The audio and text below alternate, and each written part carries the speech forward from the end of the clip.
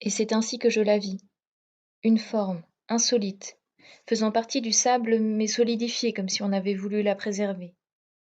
Avant même que je ne comprenne de quoi il s'agissait, mon cœur sombra dans un branle-bas de déroute.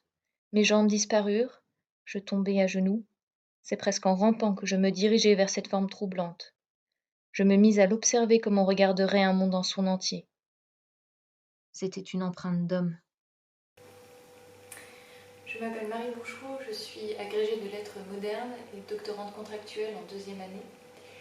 L'extrait que j'ai lu au début de cette vidéo illustre ce qui est à l'origine de mon projet de thèse, la lecture de l'empreinte à Crusoé de Chamoiseau d'une part, et une grande curiosité, voire une perplexité devant le phénomène de l'empreinte humaine.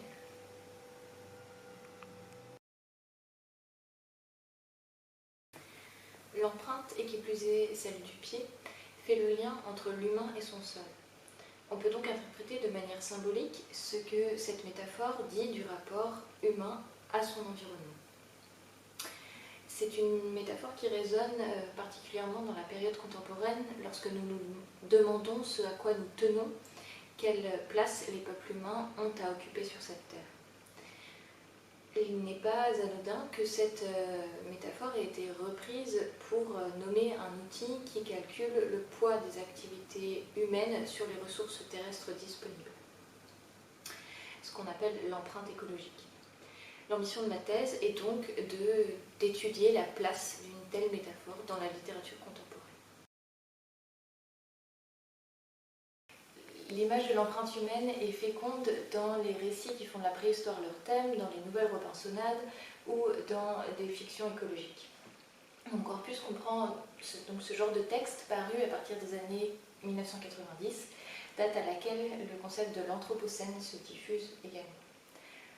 Mon corpus comprend des textes d'origine géographique variée, d'Afrique subsaharienne, des Antilles ou de France hexagonale.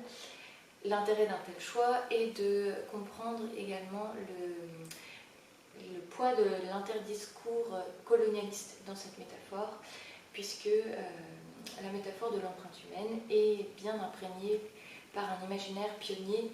Poser son pied sur un sol est synonyme d'appropriation. Je vous renvoie au premier pas d'un homme sur la Lune. Mon étude est littéraire, mais elle s'intéresse à la signification des métaphores à une plus large échelle. Je m'appuie en cela sur les études de discours.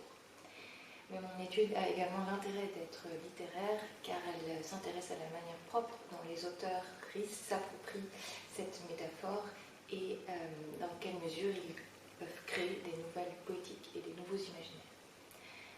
Comme le pointe Chamoiseau, l'empreinte humaine dessine un monde.